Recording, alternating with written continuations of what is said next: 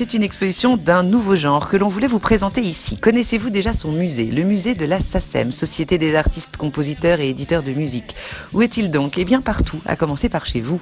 Le principe, génial, créer un musée en ligne et le faire vivre avec des expositions thématiques, des chroniques, des hommages et des archives inédites. Des trésors de notre patrimoine musical enfin partagés avec le public et ce, totalement gratuitement. L'objectif, eh bien parfaire sa culture musicale, s'ouvrir à des musiques méconnues mais surtout inaccessible autrement, découvrir une autre histoire de la musique, librement dans tous les sens du terme. Et pour commencer cette saga musicale, eh bien on vous propose de visiter ensemble l'exposition consacrée au métal français. Non, n'ayez pas peur, cette exposition est justement l'occasion de comprendre pourquoi ce mouvement honni par la majorité, qu'il trouve horrible, criard ou agressif, est aussi vénéré par une minorité pour qui il a changé la vie. Pas besoin donc de vous rendre dans un concert d'aficionados extrêmes avec des bouchons dans les oreilles, vous allez pouvoir découvrir cet univers singulier à votre rythme et surtout à votre volume sonore. Ça n'est que dans les années 1970 que des groupes français ont été reconnus par la communauté métal. Mais qui était-il? Une exposition conçue de manière intelligente pour nous permettre d'entrer dans ce monde d'initiés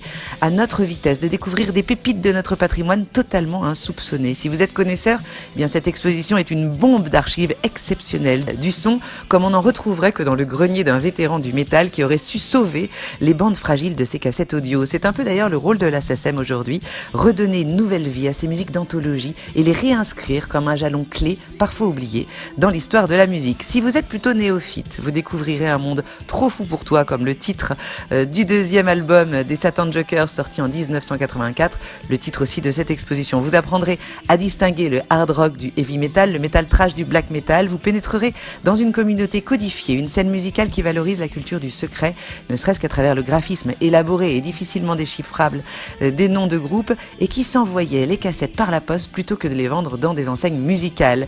Et vous pourriez même tomber sous le charme de cette contre-culture à l'atmosphère noire, parfois peu intelligible à la première écoute, mais finalement empreinte d'une spiritualité révoltée, allant parfois jusqu'au satanisme ou à la sorcellerie, mais revendiquant avant tout une rébellion contre un système aliénant, une posture qui pourrait bien encore faire écho aujourd'hui.